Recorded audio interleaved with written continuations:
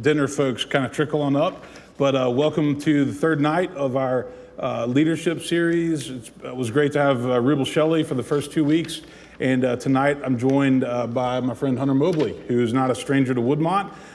He is an expert on the Enneagram, and so tonight we're going to talk about the Enneagram and leadership. We did this series basically to give our leaders, our incoming leaders, our current leaders, just some things to think about as we get ready for a new church year, and also as we can climb out of the pandemic time. And so hopefully you've, whether you're online or whether you're here in person, you've found some good nuggets of wisdom to hold on to. Let's begin with a short word of prayer and we'll get going. Loving God, thank you for this beautiful night, and thank you for Hunter, our guest. I pray that you'll be present with us as we reflect upon the Enneagram, as we think about who we are, how we're wired, how we're all different, but we're all made in your image. I'm grateful for the leaders that are in this room and for the roles that they have taken on or will take on. And may we learn and grow in our time together. In Christ's name, amen. So I know that the Vanderbilt, like hardcore Vandy baseball fans probably are not going to be here, or they're on the live stream. But yeah, John, maybe you can give me some score updates. But you know, the plan would be to get you home in time to see the second half of the game. Welcome. I'm glad you guys are here. I've really enjoyed getting to know Hunter over the past few years, and he's really helped me learn and understand the Enneagram, and I view the Enneagram as an incredible starting point for spiritual growth. And so it gives us an idea of who we are, what our personality type is, and how we can work to build on our strengths, lead out of our strengths. And Hunter's really been a great friend and a great person to learn from. So welcome back. Thank you. I'm really glad to be here. And my first time in the new space too. So excited to be in this beautiful room. It's it turned out great. And in person. And in person. And then awesome. I welcome everybody who's joining us on the live stream as well. So that's something that's really neat about this space, is we can offer both. We're going to basically assume tonight that you have some understanding of the different Enneagram numbers. There's a handout I hope you got. There's also a chart that's on the screen. But what I've asked Hunter to do is, and I'm going to have dialogue with him, but he's going to talk a lot more than me, just like Rubel did, is to talk to us about leadership through the lens of the Enneagram and how we look at our personality type and what our strengths are and how we approach leadership. And leadership, whether it's in the church, in work, in business, because I think that one of the most, profound questions that I find in the Bible is Jesus' question, why do you see the speck in your neighbor's eye but fail to recognize a log in your own eye? We don't do a lot of inspection and reflection. And I think that part of being a leader is learning to do that on a regular basis and saying, where do I struggle? Where are my shortcomings, and how can I do better? So I'm going to turn it over to you, and I know he's got some ideas as to how we walk through this, but it's great to have you back, and Thank you.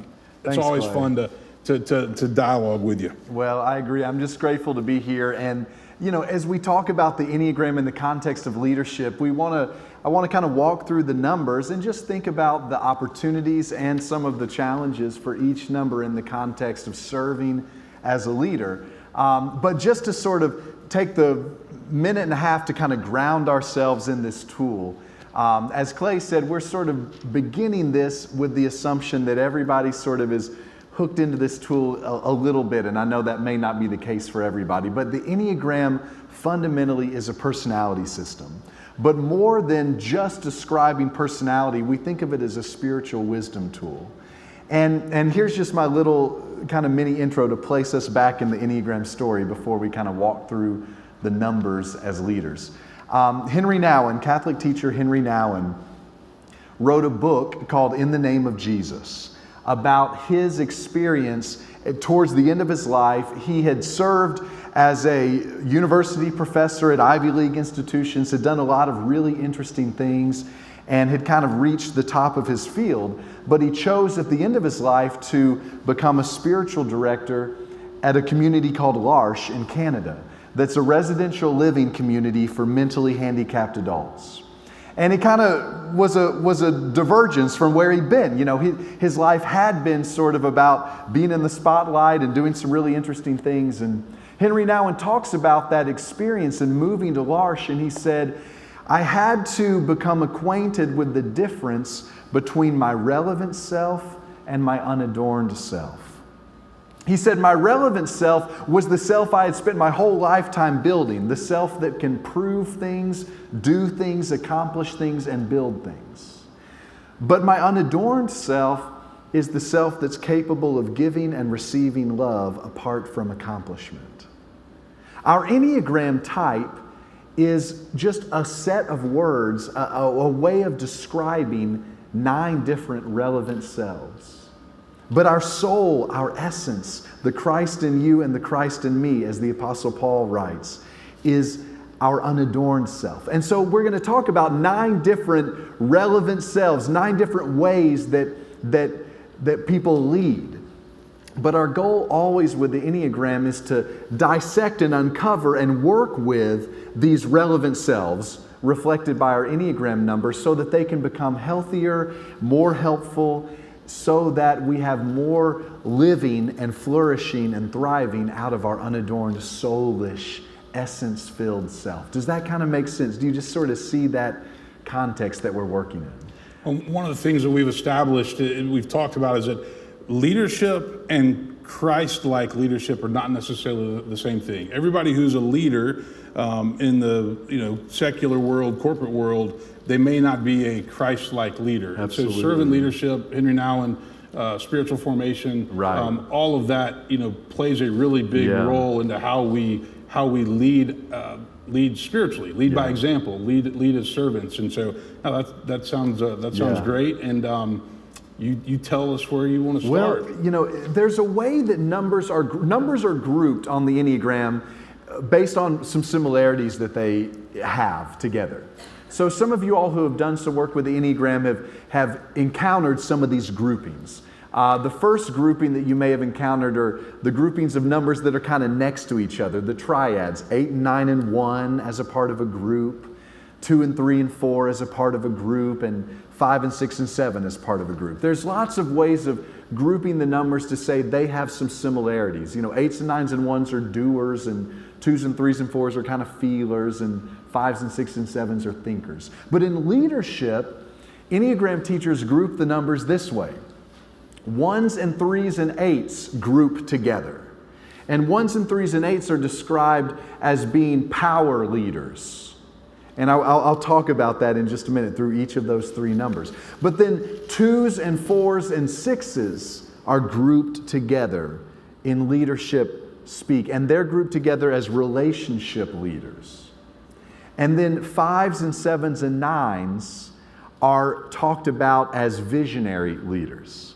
And those words are, every number has some vision and some relationship and some power dynamics in leading, but that's just a way of grouping these numbers. So 1s and 3s and 8s as power leaders are leaders who lead through influence when they're healthy and control when they're unhealthy.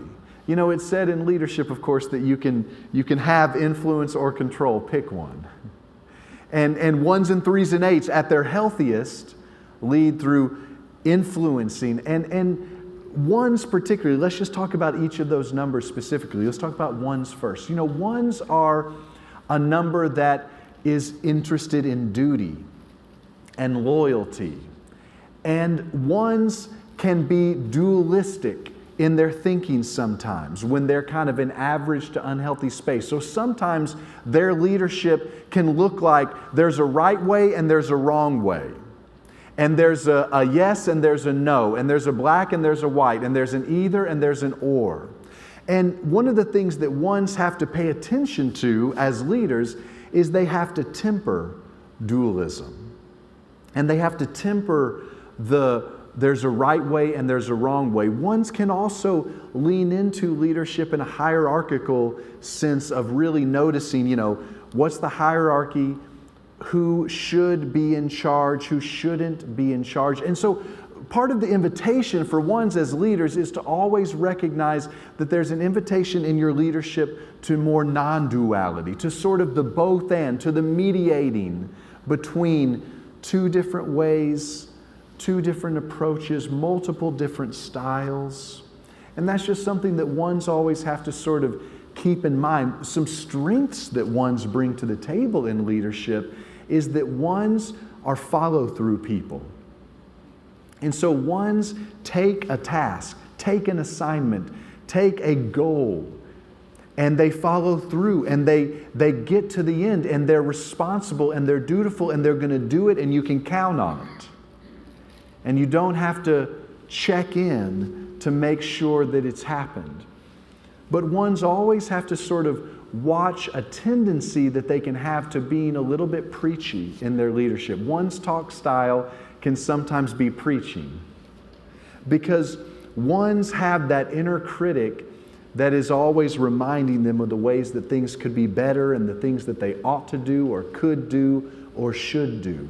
And so that's something that ones have to kind of temper in leadership. But they're power leaders, they're effective leaders, they lead with strength, they lead with conviction, they lead with purpose. Ones are justice-oriented leaders. They want things to be fair and right and good. And so they are going to be leading from a sense of doing what's right for the whole community and the whole group. And that's a strength that ones have to bring to the table as leaders. But the biggest thing, just as we kind of move on from ones, to always just think about as ones is tempering the dualistic thinking in all that you do, and recognizing there's always a tendency to a little bit of the dualism in your thinking, and there's always an invitation to non-duality. You know, threes. Well, did you want to, are you going to come back? You did give a handout that the ones, all the numbers have a kind of a childhood wounding message. And so for ones, it's you shouldn't make mistakes. You should be able to be perfect, often called the perfectionist. Right. And you will find love and belonging so long as your standard of conduct, quote, meets the mark. Yeah. And it always starts with kind of self-critique and self-criticism, and then it extends to other people. Absolutely. And so I guess that the wounded message plays a huge role in all of these, and why we're wired that way, why we think that way. All the numbers are kind of built from this childhood wound. That's always a strange way to think about a personality system, right? It's always like, are you excited about getting together to talk about your wounds? You know, turn to your neighbor and no. Do y'all do that in disciples churches? You know, turn to your neighbor and tell them. Group therapy. Somebody once said good preaching is partly group therapy. Yeah, right? absolutely, absolutely. And so all the numbers are birthed from this idea that in childhood we pick up some messages, and sometimes those messages it's easy to see where they come from our caregivers. Sometimes it's not as easy to see where they come from, but we kind of attach to these messages. Those are those 9 wounding messages on your handout, and these personalities bloom out of these wounding messages.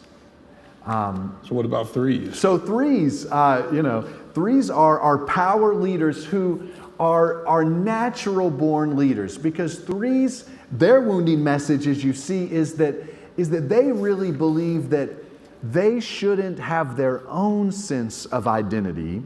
They should contextualize themselves to become what's needed to be successful in the context.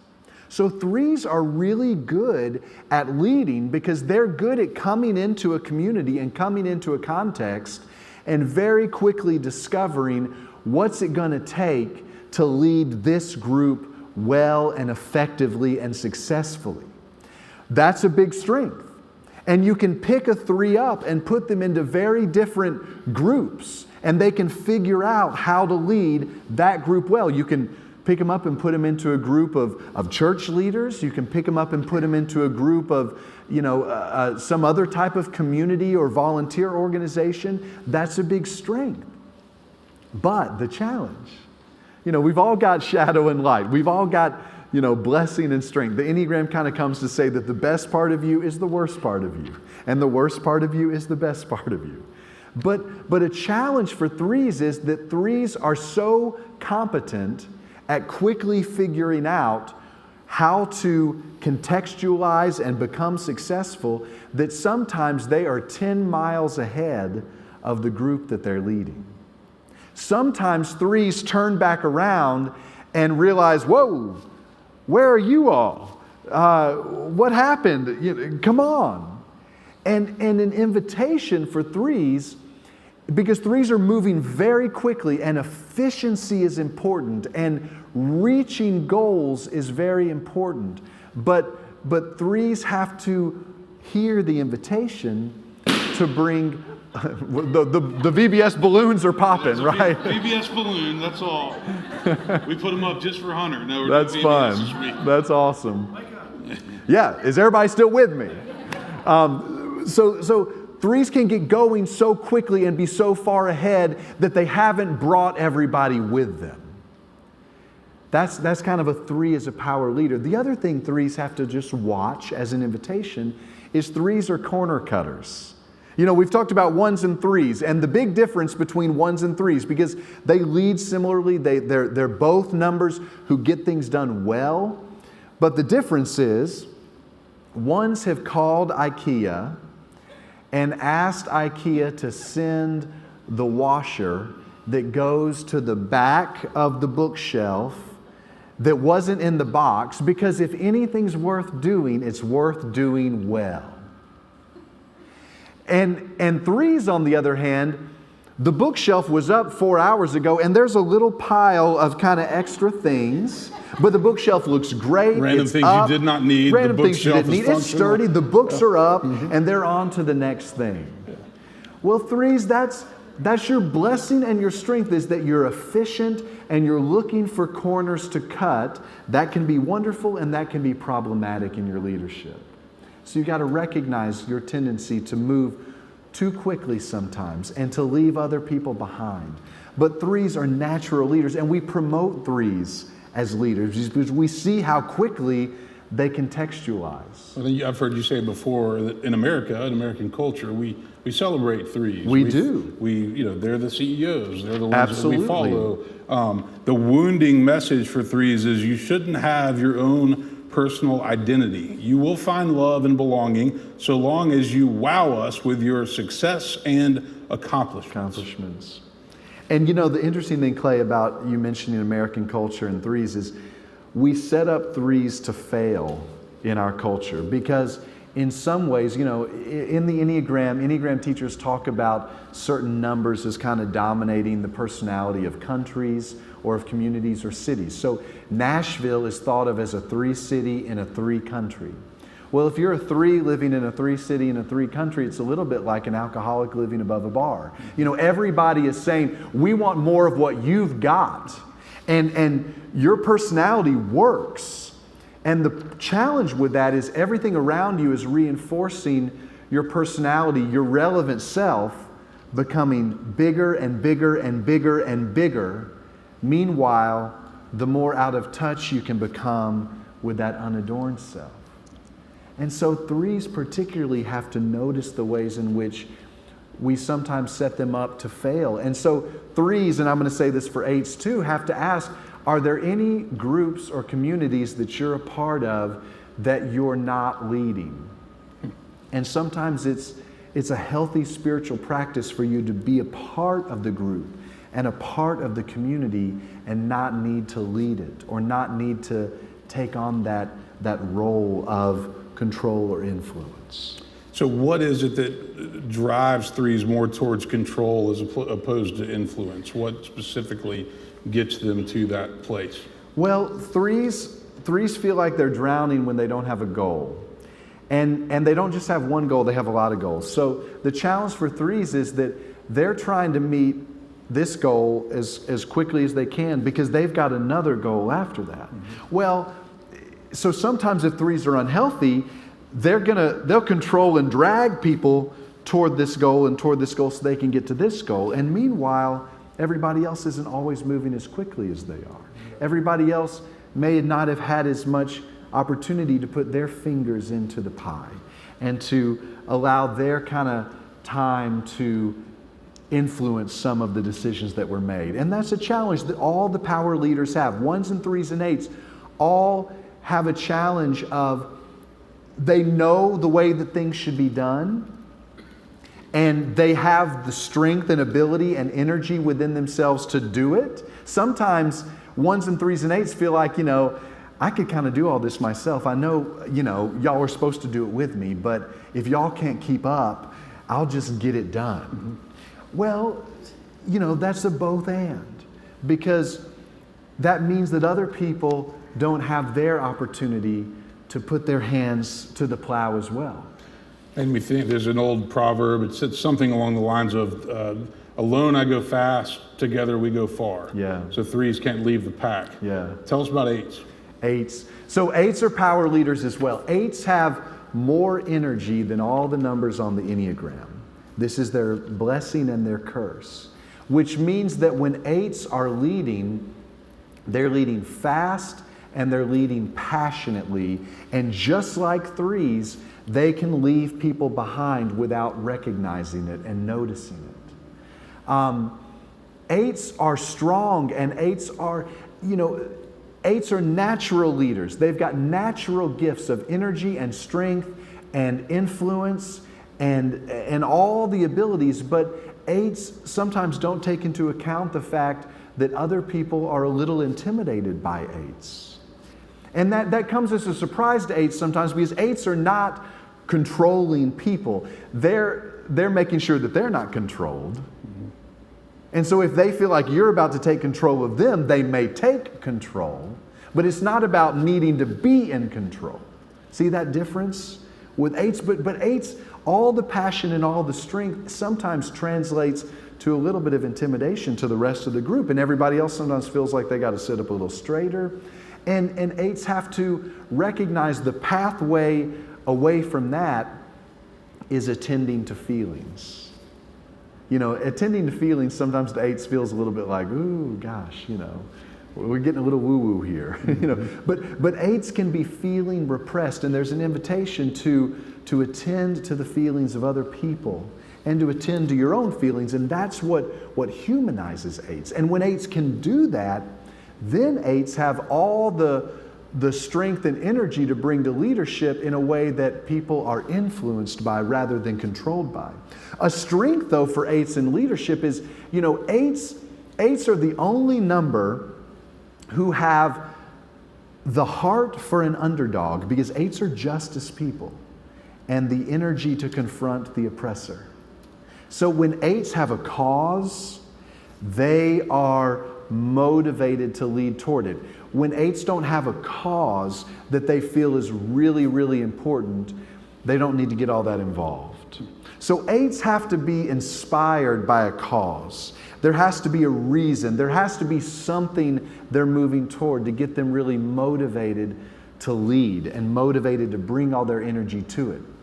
But the other thing that I would say 8s have to think about in leadership, and I think you might resonate with this. I'm an 8, by the way. So we're just going to talk about 8s the rest of the night. So 8. It's always, whenever we talk about 8s or 2s, it's always like a little exposing. Like, let's move on to the other numbers quickly. But the thing about 8s is one of their strengths is all that energy and all that passion. But the weakness is they come to rely on having all of that energy and all of that passion, which means that they don't always recognize when they're getting close to hitting the wall. And 8s take on so much and say yes to so much, and usually they're able to do that so much, except when they can't. We all have our limits. We all have our moments where it's just we're too full. And 8s, when you hit the wall in a crash rather than kind of a slowdown, it creates a mess. Mm-hmm.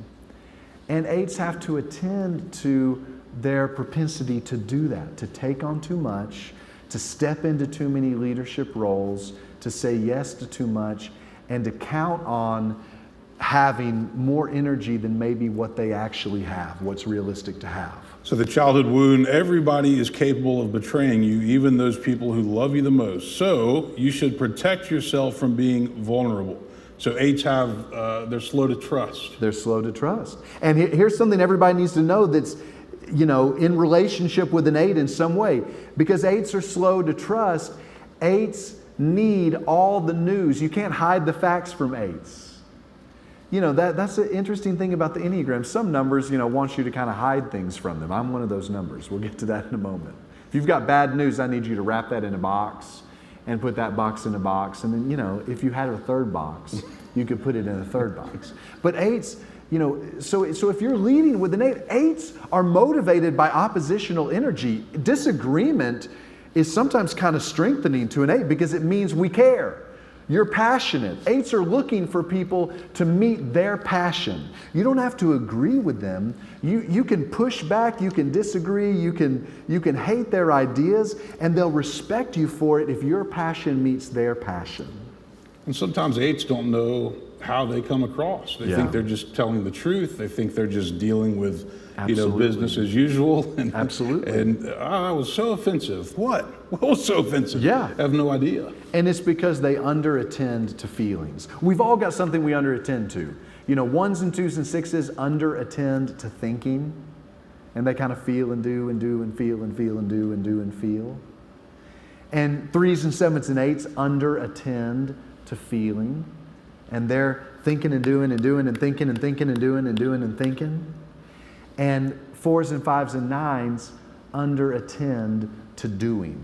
And sometimes they have felt about it and thought about it and thought about it and felt about it so long they think they've done about it. And so we've all, you know, so that's something that 8s have to keep in mind. Can you say a word? I've met a number of people, and when I first took the Enneagram, I didn't know if I was a 3 or an 8. Yeah. And so a lot of people have a hard time differentiating between 3s and 8s. So there's a lot of similarities, but it's not, they're not the same. They're not the same. And the biggest difference between a 3 and an 8 is 8s are really not that good at contextualizing. They're kind of who they are. And it's either you're either one of their people that's for them or against, you know, it's kind of like 8s are a little bit like, here's who I am and I'm not everybody's taste and I may not be yours and that's fine, but I'm not going to remake myself to be your taste because that's just not even within an 8 to do. Mm-hmm. You know, whereas 3s are able to, not in a deceitful way, not in a tricking way, but just in an intuitive way, 3s are able to see, okay, shift, you know, well, you need me to be this, okay, I can adapt and shift. 8s don't have that same ability. 8s are kind of who they are. Does that fit? Well, that hurts a little bit, Hunter. But but that's good. That's authentic. 3s can read the room, fit in with any crowd. They can come into a room with liberal people and talk about things that they'll like, and go into a room with conservative people and talk about things that they'll like. And and they're really good at reading the room, and they can get along with lots of different types of people. And so I think. That makes sense, what you're saying. Absolutely. You know, 8s will come in, find the most powerful person in the room, go start an argument with them. I know what you say. Just try them out. Just finding some energy. You know, 8s want to find the energy. And one other little funny kind of slight distinction between 3s and 8s is both 3s and 8s are the most competitive numbers on the Enneagram. That's just, you know, and that plays a factor into kind of leading and those dynamics. But here's a little subtle distinction. 3s really, really like to win, and 8s really, really hate to lose. You see that? Just that little nuance. Avoiding losing is more important to an 8 than getting the win. You know, it's just a little subtle difference in 3s and 8s. All right, let's move on to the next set. Yeah. Relationship leaders. Y'all ready for, you know, feel kind of strengthened by the power and we're ready for relationship. You know, 2s and 4s and 6s are relationship leaders. And doesn't that just sound wonderful, except, you know, sometimes I say I'm a 2, I'm in that grouping, and I sometimes say, well, if God did not mean for me to create codependent, enmeshed relationships, why did he give me all of the abilities that it takes to do that? You know, so there's a both and, you know, for all the things. But 2s and 4s and 6s they naturally lead through collaboration and relationship and community, and there's strengths and weaknesses in that. So 2s are people. 2s are people. They're relationship people, and they want friendship, and they want connection, and they want relationship. So when twos are leaders, the strength of twos in leadership is their ability to make everybody feel like they belong and like they have a seat at the table. That's twos' biggest strength. Twos are ready to give everybody a seat at the table and not to have anybody excluded, and to have everybody feel like they're seen and loved and needed. That's their strength. The weakness for twos is that twos will let a goal or a task fall by the wayside if there are people in front of them that need things in that moment. And so twos get quickly derailed in their leadership, in their living, in whatever they're doing by the fire of the moment. And particularly if that fire of the moment involves another human and another human's needs. And twos, twos as leaders, one thing you have to just be aware of is, twos overcommit and oversay yes and are not particularly well boundaried. And so twos will say yes and volunteer and jump in and do your part if you haven't done your part, and do their part, until all of a sudden twos wake up and feel tired and realize that they've done too much and they've committed to too much, and now they're exhausted, and now they're a little martyry and victim-y because they realize, well, nobody really checked in with me, or nobody attended to what I needed. And then before you know it, they start hanging themselves up on a cross. And everybody else is thinking, get off the cross, we need the nails. One thing that twos have to watch is twos do things that people didn't ask them to do. Right. And I went to years ago, like when, Andy Stanley leadership conferences were popular. I went to one of those, and he said, the one thing I remember from that conference was he said, if somebody else can do something 70% as well as you can, bless them to do it. That's hard for a lot of us. That's hard for all numbers in different ways. But twos are doing so many things that people didn't ask them to do, and sometimes people are resentful of that. And sometimes that keeps people from sharing their gift or doing the thing that is theirs to do. And so twos are relationship people, and that's great. But in leadership ways, twos sometimes have to realize that you have to make a decision for the group that may not work really well for one particular person, but that still might be the right choice to make as the leader. And that's very challenging.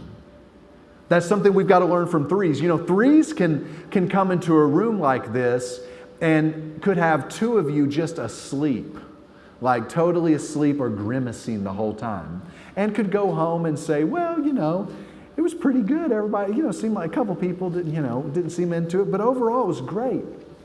I, as a two, if I haven't done my, centering prayer that day, if I haven't kind of like found a way to be healthy that day, I'll come into a room, and if two of you are just totally asleep the whole time, I could have, 50 of you could just be loving it, and I could go home and say, oh, they hated it, it was awful. Well, you see how that plays out in leadership for twos? Because if one person isn't doing well, sometimes twos will derail the whole plan to go get that one person, and that doesn't always work in a leadership context. By the way, Hunter, you're doing great. I want you to know that. Y'all are the best audience too. You're just so twos are generous. often called helpers. Yes. Hunter's not. I've always found the words. I think that I first learned from Ian Cron. But the wounding message for twos, if you look at your sheet, we don't have enough room for your feelings and needs. You will find love and belonging so long as you are attentive and helpful to the feelings and needs of people around you. So I think twos. The church is a wonderful place for twos because there's all kinds of need, and they always need cookies for VBS. Yeah, knock yourself out. Yeah. But twos will they will neglect their own needs because they're so busy doing for other people. Absolutely, and that's the both and of two-ness. Fours. So fours are relationship leaders. Fours are deep feelers. And fours are, fours are very empathetic. Let's talk about the strengths of fours in leadership and in anything. Fours are the number that we talk about that's able to sit in the pain of another person without needing to fix it. Every other number needs to fix it. You see, fours are very empathetic, and they have space for the full spectrum of human experience and human emotion, and that's a gift. And so if they're in a leadership position like twos, they can draw a community around them that feels connected to them, and that feels like the four sees me, and the four understands me, and the four has room for me and space for me. That's a gift. But the challenge is, fours are so connected to the heart and to the feeling center that they can become distracted by feeling. And they can, fours have this full range of the emotional spectrum, and if things are high, sometimes they want them to be higher. But if things are low, sometimes they want them to be lower. You see, fours don't like this space. And that's a challenge sometimes in leadership, because fours are looking for experiences and moments that are here or here, but here feels a little bit less comfortable for fours. And so leadership, which takes, sometimes doesn't allow you to just live in one of these spaces, that leadership involves sometimes the mundane and the routine and the everyday. And fours struggle sometimes at enjoying and attending to the mundane and the routine and the everyday. And that's something that comes up in their lives and comes up in leadership. When people were doing Whole 30 a few years ago, now everybody's moved on to all types of other diets, right? But Whole 30 was some big. other miserable 30 days. Something else you do for 30 days. But when people were doing Whole 30, I would joke and say, Whole 30 for fours is you can't shop at Whole Foods for 30 days. You have to do your grocery shopping at Walmart.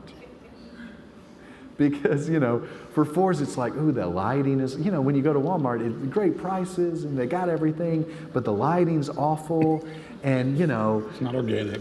Yeah, the options are, But fours, it's important for you fours to enter a story that's larger than your own story, to enter the human race. Joseph in Genesis is a great example of an Enneagram 4.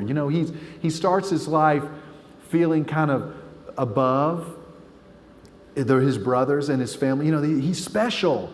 His mother's the favorite wife, and he's the favorite son, and he's got the best coat, the whole deal. And he's got all these dreams and these gifts that everybody else doesn't have. And his brothers try to kill him, And then he goes to the school of hard knocks, and years later, he's in this position of authority and influence, this position of leadership, and vengeance is nigh. But he chooses to enter the story that's bigger than just his own story. Fours have to do that to be successful leaders. You have to come out of your own interesting, unique, special, engaging story and enter the common human story of the rest of us to be able to lead. So the wounded message for fours, we don't have enough room for your complex, diverse, changing feelings. It's like fours feel misunderstood. They do. But they almost want to be misunderstood. They like that. It is. It's a both and. It's a push-pull. Fours, they're a little bit jealous of the way in which they think all the rest of us get off easier in life because we get to be normal. And they don't feel like they were ever able to just be normal. And so but then the worst thing to them would be to be normal, because who would want to be normal? And so fours live in a little bit of that push-pull space. Yeah. All right, what's the last number? Sixes. So sixes are amazing leaders if we'll let them lead. And here's what I mean by that. Sixes are the group number. Every other number on the Enneagram is more wired to pursue individual achievement over the achievement of the group. But sixes are the only number that is more interested in the group being successful than in them having some personal achievement of their own. Wow, that's a big thing. That's something we need in our communities. But the problem is, sixes are not always sure if they should trust their own inner guidance. So they sometimes sit back in leadership roles and don't raise their hand and don't volunteer. They'd rather be a part of it all. They want to be a part of the group, but they don't naturally orient toward leading the group. But the thing is, they have some of the best gifts to give to leadership if we'll recognize that, because they are so wired to the group rising and the group cohering and the group coming together. So sixes, have a lot of strengths to give if we will let them lead and if they will step up and lead. Sixes are not sure if they have it in themselves to know how to navigate the world. So they're checking in with us, they're asking questions, they're getting other opinions, they're relying on institutions and systems of belief that sometimes they think are stronger than them. But the spiritual work always for sixes is realizing that you've got it inside you. Your own inner guidance is trustworthy. And you have some answers that we need. And that's inside sixes. But they have to learn to trust themselves to be able to lead successfully. But they're people too. They're collaborative.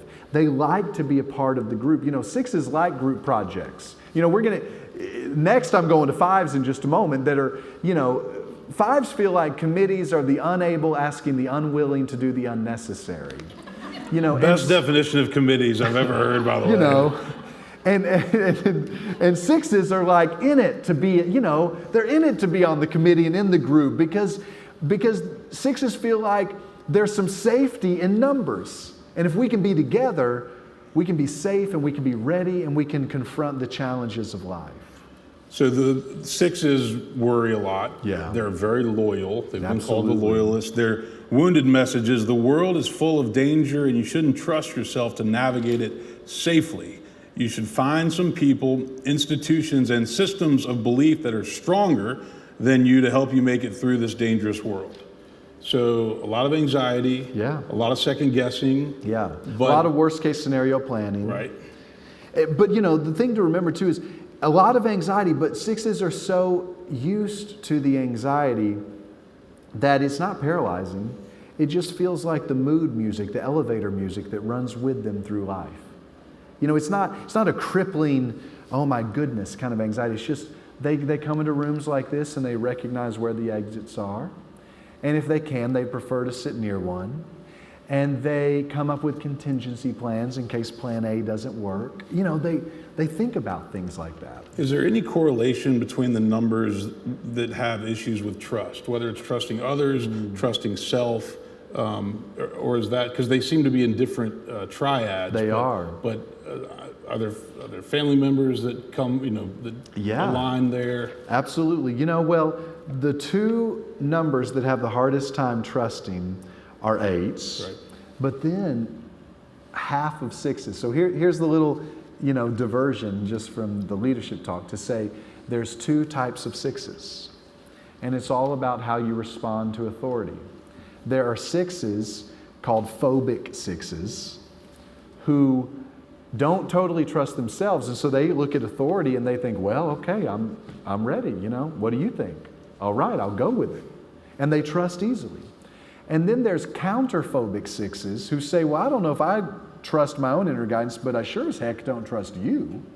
Who died and made you God? And so those sixes don't trust very quickly. And so counterphobic sixes and eights look identical. But here's the one distinguishing factor about their motivation. Eights were born trusting themselves. Not in an outsized way, but just a little bit of a sense of, I've got what it takes, and I know who I am, and I think I can make good decisions that are right for me and right for my family. Sixes weren't born trusting themselves. Interesting. Yeah. John, you want to give us a Vanderbilt score before we do the last segment here? Oh, okay, all right. All right, let's move to the third grouping. The third grouping is called visionary leaders, 5s and 7s and 9s. And let's talk about 5s first. 5s on the Enneagram are a number that is very analytical and very strategic and very rational and research oriented. You know, 5s are experts in subject areas. And it's not always subject areas that are related to their work. You know, my friend Kenny Benj, who's a pastor at Redeemer Anglican on Caldwell Lane, he knows every bird in North America by sight and sound.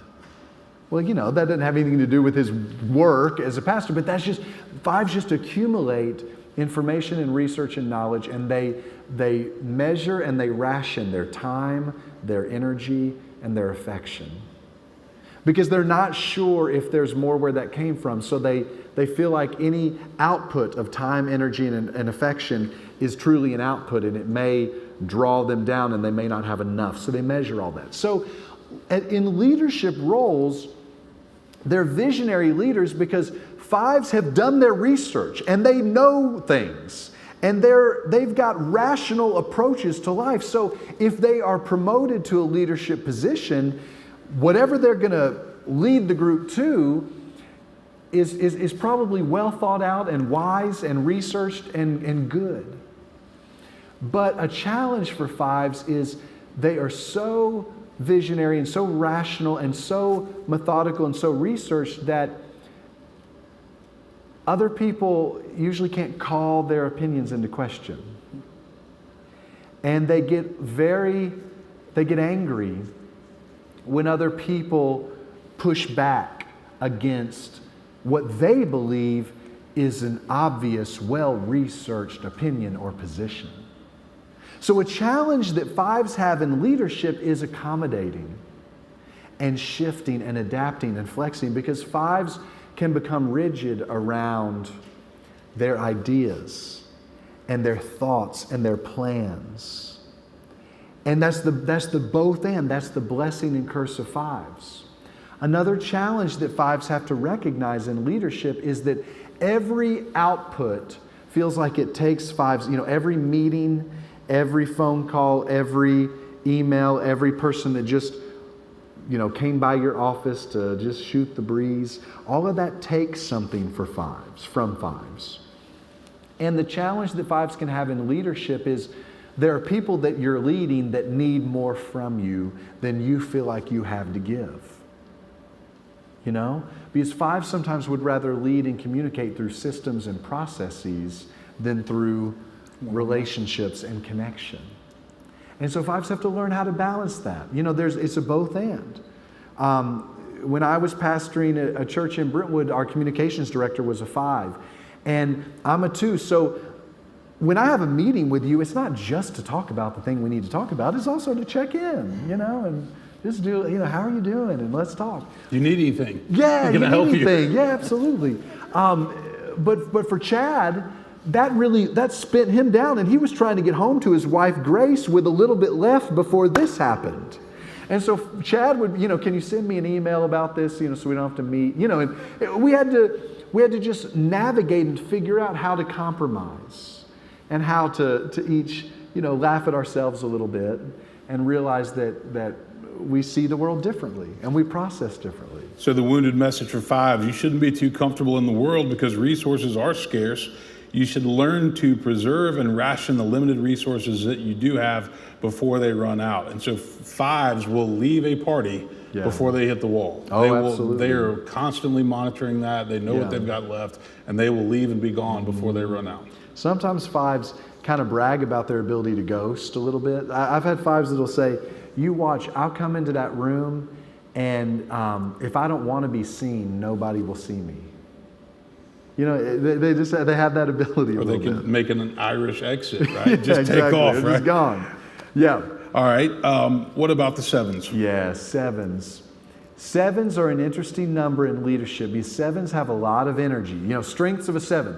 7s are optimistic.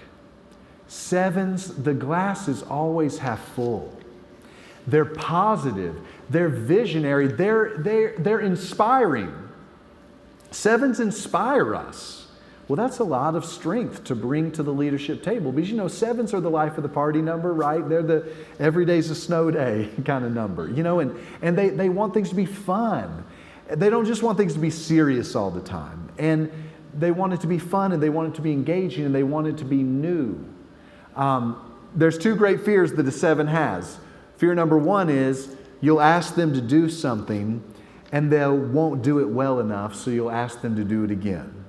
But fear number two is you'll ask them to do something and they'll do it so well that you'll ask them to do it again. You know, so you can see that's a challenge. In leadership, sevens are optimists. They want things to be fun. They want things to be inspiring, but they don't always have the follow through to finish the thing or perfect the thing or do the thing over if it needs to be done over. Sometimes they're moving so quickly from thing to thing to thing that they don't take the time to invest in the one thing. So sevens have great ideas, great visions, but they need the ones or other people to carry it through because they're on to the next great idea. Absolutely. What are they running from, or what are they trying to avoid? Pain. Sevens are wired to avoid pain. You know, the emotional spectrum, if this is it, and if over here are the emotions that we might think of as the high emotions, joy, elation, gladness, you know. And then over here are the emotions that we might think of as the lower emotions, despair and grief and sadness and loss, pain. Sevens have more defense mechanisms and reframing tools to take anything that happens over here and get it over here real quick and stay over here. And you know, there's a both and to that, right? Because sometimes the rest of us need to be kind of lifted out of our despair, lifted out of the pit and reminded that, you know, don't take life too seriously.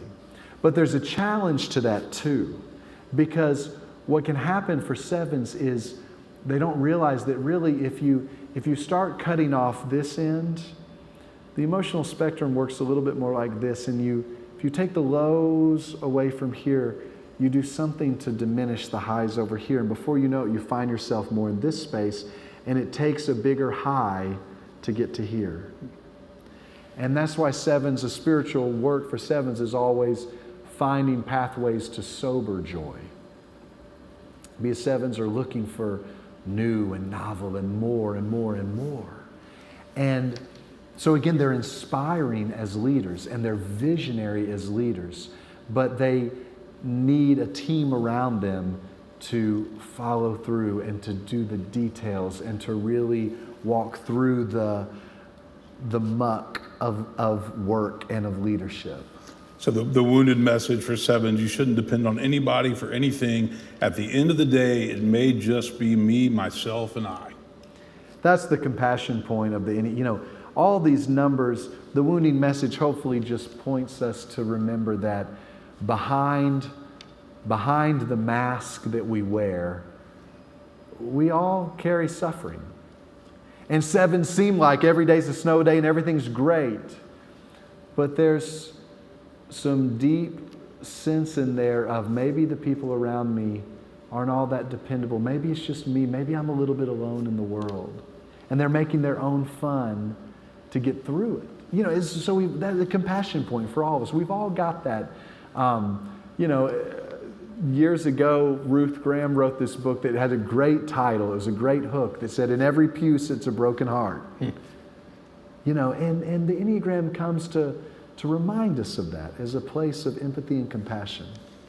Well, in servant leadership, I was talking in a Bible study this morning, means that you take interest in other people. Yeah. And you listen to them and you find out what's going on in their lives. And Absolutely. So in terms of church leadership, I think that's really important.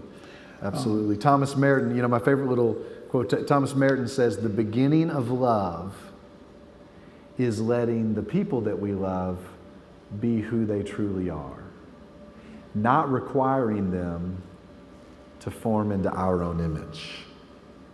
And that hopefully the Enneagram leads us toward that. All right, last number, the nines. Nines. Nines are visionary leaders too. They're inspiring, they're thoughtful, they're engaging. Strengths that nines have to bring to the table. Nines are mediators. They see two sides to everything. They can bring diverse opinions together. They love to bring communities together and people together and integrate ideas. And they make great mediators, great arbitrators, great bridge builders. Often called the peacemakers, right? Often called the peacemakers. And that's a strength. And you can see how a nine is really suited to come in and lead. I've got a friend, Leah, who's a Presbyterian minister in Nebraska that I've been working with this year, doing some training for pastors in Nebraska. And she's a nine, and they put her in churches to be an interim where the churches are having splits and rifts. Because she's got some really great gifting as a nine at listening to both sides and navigating difference. That's a great strength. But some challenges that nines face in leadership is, because everything's kind of got two sides, is that sometimes nines forget that it takes conflict sometimes to broker lasting peace. Sometimes nines are so conflict avoidant in their own lives and in their own mess. It's like Leah was telling me that I'm glad to come into your mess and your conflict and broker peace. But if I'm involved in any way in the conflict or the mess, I just want to pull back and step away. And nines have to attend to that and know that in their own lives that sometimes the absence of conflict does not mean the presence of peace. And nines as leaders, a challenge, nines like sixes don't always step up to the leadership table because nines just feel like, I don't know if I got to get all that involved. Nines, their wounding message is this message that says, don't assert yourself because at the end of the day, maybe your presence doesn't make such a big difference here.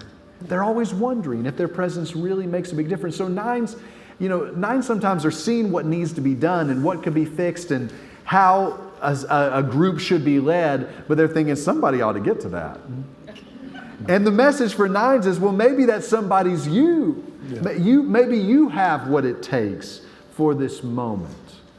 Great. When I was growing up, I heard my dad tell the story about a person that came up to him at the back of the church and said, Roy, there's a piece of donut in the stairwell down there. Absolutely. I don't want to be bothered with it, but Absolutely. Somebody needs to get after that. Yes. It's not me. Yes. So what would you say nines sometimes just think they should go along to get along? They just do. Try to keep the peace, try to just keep moving forward. But there are some things in life that need to be sorted out. Absolutely. And we have to recognize that nines like sixes don't always step up to the leadership podium if there's a louder voice in the room. But nines and sixes often have what we need in leadership. And we have to begin to recognize that in them and allow them to step into some of those positions and some of those places of leadership and influence. So some kind of concluding thoughts about how we can use the Enneagram as it relates to leadership, as it relates to being healthy, watching out for when we're stressed. What would you kind of say? And then we'll take a minute for a question or two. Absolutely. Well, first I would say for ourselves, whoever you are, whatever your number is, you have to begin to name and know your shadow and your light in the context of all the communities or people or groups that you're leading in. Because we all have shadow and light, but it's different. And naming it will help us manage it better. And then I would say to all of us, in all the communities and families and groups and contexts that there are leaders who may not be us, to recognize that we all see differently. And we all have different things to bring to the table, and it's going to take all of us. And we have to start noticing what we naturally leave behind. When I was leading a church, I first realized that in our staff of 30 people, we didn't have any 3s or 7s or 8s. Well, we were missing a lot. And we had to just become aware of what we were missing so that then we could plan and lead for people who in the congregation were surely 3s and 7s and 8s. And we have to recognize that in our own communities. Whatever communities and contexts you're leading in, you have to begin to recognize who's at the table and who's not at the table. And the point is not necessarily to say, okay, well then our next hire needs to be, but it's just recognizing what are we going to miss based on who's not at the table of leadership. And that's the way we can love and care for people better. I want to leave some time for questions. I don't know if we have the microphone. Julie, if you want to grab that. But are there any questions tonight for Hunter about the Enneagram as it relates to leadership, how you understand, your personality type, your strengths, your weaknesses? This is the time for it. Everybody got all their questions answered. All right, Christy. You mentioned, I think 1s, 2s, and 6s get so deep into thought that they can't, was it thought or feeling? No, feeling and doing. 1s and Feeling 2s and doing. 6s sort of under prioritized thinking. You just kind of a little bit more about that, maybe what that looks like. Just because 6s are thinkers. I mean, they're in the Yes. thinking triad, but I'm a 6. Absolutely. Here's what that looks like. That's my problem. Here's what that looks like. That's a great question. Anybody who's really like a student of the Enneagram knows that for 3s and 6s and 9s, you're both dominant and repressed in the same center of intelligence. So 6s are described as being dominant in thinking and repressed in thinking. And 3s are described as being dominant in feeling and repressed in feeling. And 9s dominant in doing and repressed in doing. And here's what that looks like. For 6s take in information through the head and thinking. But very, very quickly, what they start doing in their thinking is planning for what could go wrong and worst case scenario thinking and coming up with plan Bs and not remembering or thinking about all the plan Bs that they've made that never were needed. And so maybe they don't need to make as many, So 6s are thinking, but their thinking is not always what we would describe as productive thinking. You see, and then 3s take in, they feel, they're in the heart center. So they take in information through the heart, but then they quickly say, okay, but feelings slow you down. And feelings don't always help you meet the goal. And so let me just take all those feelings and I'll put them in this drawer called feelings to be dealt with later. But later's not a point in time. So later just never comes. And then 9s see what needs to be done. 9s notice that somebody needs to pick up that donut. But they don't always do it. And more truly, 9s are sometimes busy doing so that they can put off doing the things that really need to be done. If 9s have a list of 10 things that they need to get to this month, all those things look equal to them in some ways, and it's like they don't necessarily, but what's the real thing that if I don't get to, it's going to be big problems? They just sometimes start doing to procrastinate doing.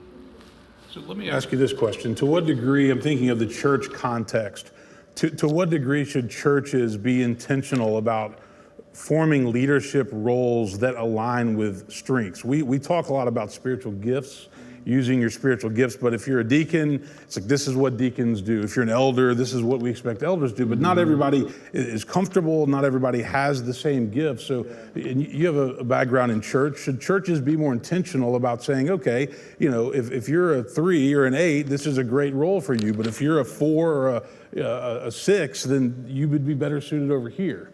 Or do you think you can do the same role but bring your personality and your strengths to it? I think that's a great question. I think personally, for the most part, we over-rely on an old idea that there are certain types of people that are wired for this certain type of work, and we'd have to put them to do that. And what we do is we limit the work that's done. So if we put all the 1s and 3s and 8s, as the elders and board members, That's great. They're lead, but now they're building a church for people that are all the numbers, and they're building it in a way that may not be setting a place at the table for all those different ways of seeing and being. If we say just all the two, let's get all the twos to be the deacons, and on the hospital visitation team.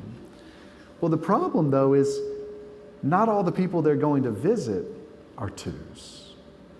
And there are some people who maybe all that feeling and all that, maybe that's not maybe what everybody, so I think in a way we would be better suited at having as much representation of all the ways of seeing in all the different areas of leadership and roles in a church, because then we're going to be leading for the whole congregation, not just a limited way of seeing.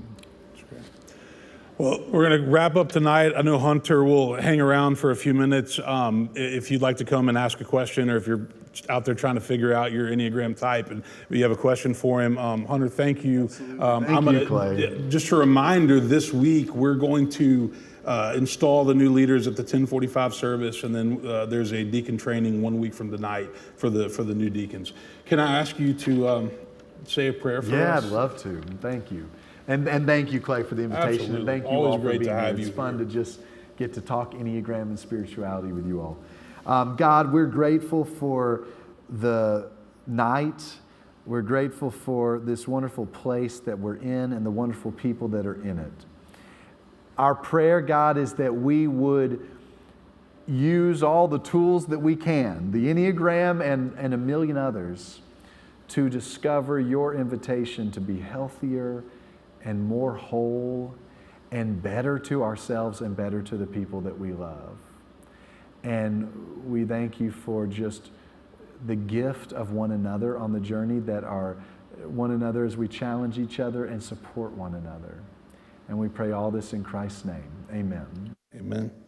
Thanks, everybody. Go Vanderbilt.